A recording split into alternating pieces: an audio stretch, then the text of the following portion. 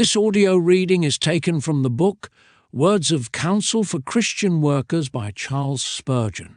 Our selected reading is entitled, Restoring Those Who Have Erred.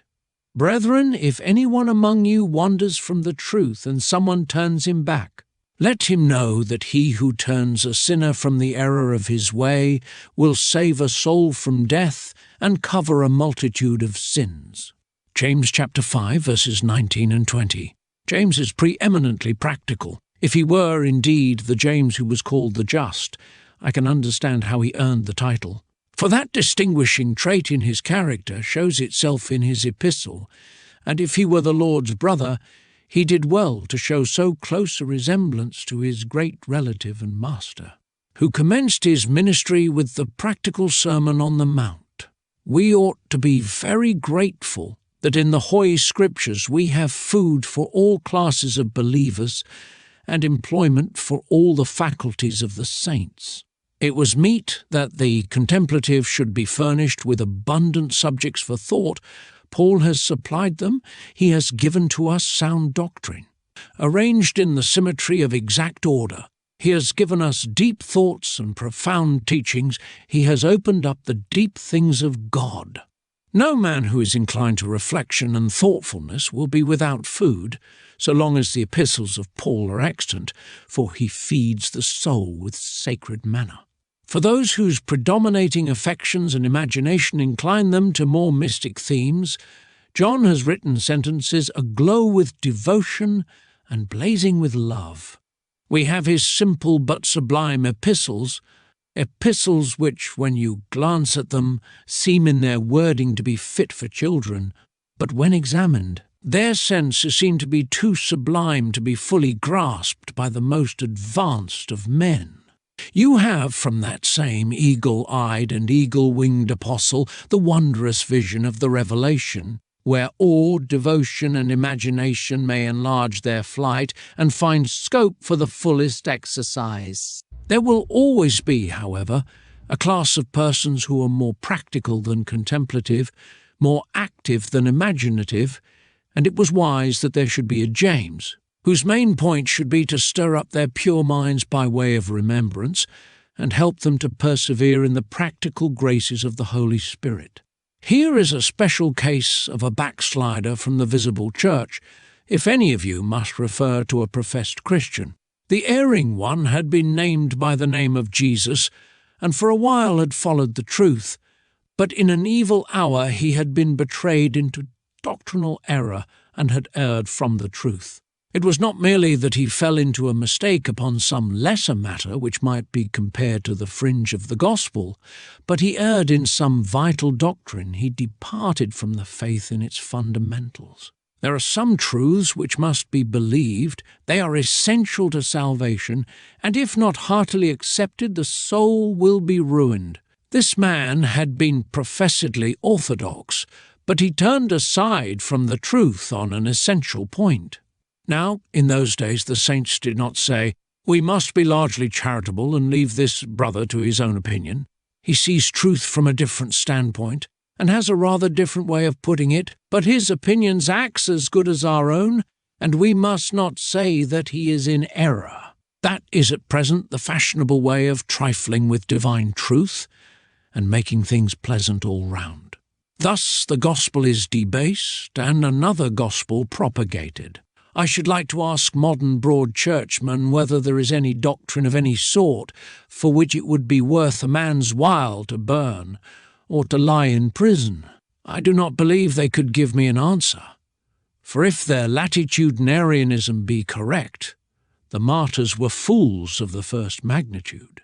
From what I see of their writings and their teachings, it appears to me that the modern thinkers treat the whole compass of revealed truth with entire indifference.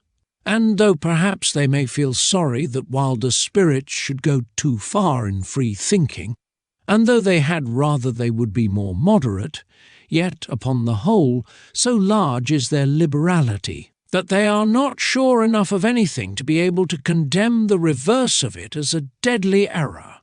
To them black and white are terms which may be applied to the same colour, as you view it from different standpoints. Yea and nay are equally true in their esteem. Their theology shifts like the Goodwin sands, and they regard all firmness as so much bigotry. Errors and truths are equally comprehensible within the circle of their charity. It was not in this way that the apostles regarded error. They did not prescribe large-hearted charity towards falsehood, or hold up the errorist as a man of deep thought, whose views were refreshingly original. Far less did they utter some wicked nonsense about the probability of their having more faith in honest doubt than in half the creeds. They did not believe in justification by doubting, as our neologians do. They set about the conversion of the erring brother. They treated him as a person who needed conversion and viewed him as a man who, if he were not converted, would suffer the death of his soul and be covered with a multitude of sins. They were not such easy-going people as our cultured friends of the school of modern thought, who have learned at last that the deity of Christ may be denied, the work of the Holy Spirit ignored, the inspiration of Scripture rejected, the atonement disbelieved and regeneration dispensed with, and yet the man who does all this may be as good a Christian as the most devout believer. O God, deliver us from this deceitful infidelity, which, while it does damage to the erring man, and often prevents his being reclaimed, does yet more mischief to our own hearts by teaching us that truth is unimportant, and falsehood a trifle, and so destroys our allegiance to the God of truth, and makes us traitors instead of loyal subjects to the King of Kings. It appears that this man, having erred from the truth, followed the natural logical consequence of doctrinal error, and erred in his life as well. For the 20th verse, which must of course be read in connection with the 19th, speaks of him as a sinner converted from the error of his way. His way went wrong after his thought had gone wrong. You cannot deviate from truth without ere long, in some measure, at any rate, deviating from practical righteousness. This man had erred from right acting because he had erred from right believing. Suppose a man shall imbibe a doctrine which leads him to think little of Christ, he will soon have little faith in him, and become little obedient to him, and so will wander into self-righteousness or licentiousness. Let him think lightly of the punishment of sin. It is natural that he will commit sin with less compunction and burst through all restraints. Let him deny the need of atonement, and the same result will follow if he acts out his belief. Every error has its own outgrowth, as all decay has its appropriate fungus. It is in vain for us to imagine that holiness will be as readily produced from erroneous as from truthful doctrine. Do men gather grapes of thorns or figs of thistles? The facts of history prove the contrary. When truth is dominant, morality and holiness are abundant, but when error comes to the front, godly living retreats in shame. The point aimed at with regard to this sinner in thought and deed was his conversion, the turning of him round, the bringing him to right thinking and to right acting. Alas! I fear many do not look upon backsliders in this light, neither do they regard them as hopeful subjects for conversion. I have known a person who has erred, hunted down like a wolf. He was wrong to some degree, but that wrong had been aggravated and dwelt upon, till the man has been worried into defiance. The fault has been exaggerated into a double wrong by ferocious attacks upon it. The manhood of the man has taken sides with his error because he has been so severely handled. The man has been compelled, sinfully I admit, to take up an extreme position and to go further into mischief, because he could not brook to be denounced instead of being reasoned with. And when a man has been blameworthy in his life, it will often happen that his fault has been blazed abroad, retailed from mouth to mouth, and magnified until the poor erring one has felt degraded, and having lost all self-respect, has given way to far more dreadful sins. The object of some professors seems to be to amputate the limb rather than to heal it. Justice has reigned instead of mercy. Away with him! He is too foul to be washed, too diseased to be restored. This is not according to the mind of Christ, nor after the model of apostolic churches. In the days of James, if any erred from the truth and from holiness, there were brethren found who sought their recovery, and whose joy it was thus to save a soul from death and to hide a multitude of sins. There is something very significant in that expression. Brethren, if any of you do err from the truth, it is akin to that other word, considering thyself also, lest thou also be tempted, and that other exhortation, let him that thinketh he standeth take heed lest he fall. He who has erred was one of yourselves, one who sat with you at the communion table, one with whom you took sweet counsel. He has been deceived, and by the subtlety of Satan he has been decoyed. But do not judge him harshly. Above all, do not leave him to perish unpitied. If he ever was a saved man, he is your brother still, and it should be your business to bring back the prodigal and so to make glad your father's heart. Still, for all slips of his, he is one of God's children. Follow him up and do not rest till you lead him home again.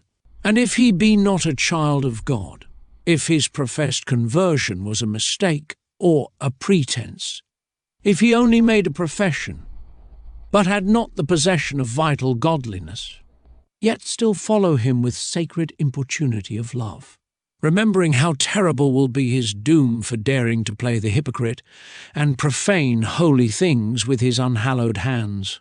Weep over him the more if you feel compelled to suspect that he has been a wilful deceiver, for there is sevenfold cause for weeping. If you cannot resist the feeling that he never was sincere, but crept into the church under cover of a false profession, I say sorrow over him the more, for his doom must be the more terrible. And if any of you do err from the truth, and one convert him, one what? One minister?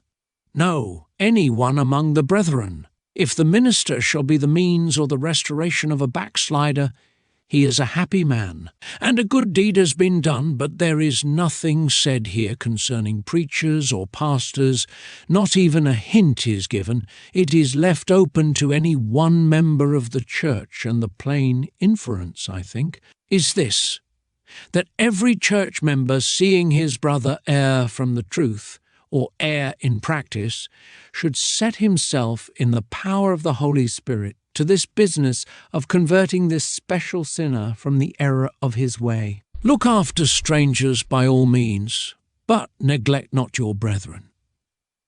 It is the business, not of certain officers appointed by the vote of the church thereunto, but of every member of the body of Jesus Christ, to seek the good of all the other members. Still, there are certain members upon whom in any one case this may be more imperative. For instance, in the case of a young believer, his father and his mother, if they be believers, are called upon by a sevenfold obligation to seek the conversion of their backsliding child. In the case of a husband, none should be so earnest for his restoration as his wife, and the same rule holds good with regard to the wife. So also, if the connection be that of friendship, he with whom you have had the most acquaintance should lie nearest to your heart, and when you perceive that he has gone aside, you should, above all others, act the shepherd towards him with kindly zeal. You are bound to do this to all your fellow Christians, but doubly bound to do it to those over whom you possess an influence, which has been gained by former intimacy, by relationship, or by any other means. I beseech you, therefore, watch over one another in the Lord. And when ye see a brother overtaken in a fault, ye which are spiritual, restore such an one in the spirit of meekness. Ye see your duty, do not neglect it. It ought to cheer us to know that the attempt to convert a man who has erred from the truth is a hopeful one. It is one in which success may be looked for. And when the success comes, it will be of the most joyful character. Verily, it is a great joy to capture the wild, wandering sinner, but the joy of joys is to find the lost sheep which was once really in the fold and has sadly gone astray. It is a great thing to transmute a piece of brass into silver, but to the poor woman it was joy enough to lend the piece of silver, which was silver already and had the king's stamp on it, though for a while it was lost. To bring in a stranger and an alien and to adopt him as a son suggests a festival, but the most joyous feasting and the loudest music are for the son who was always a son, but had played the prodigal, and yet, after being lost was found, and after being dead was made alive again.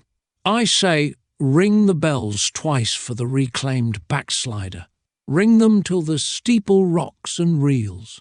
Rejoice doubly over that which had gone astray and was ready to perish, but has now been restored.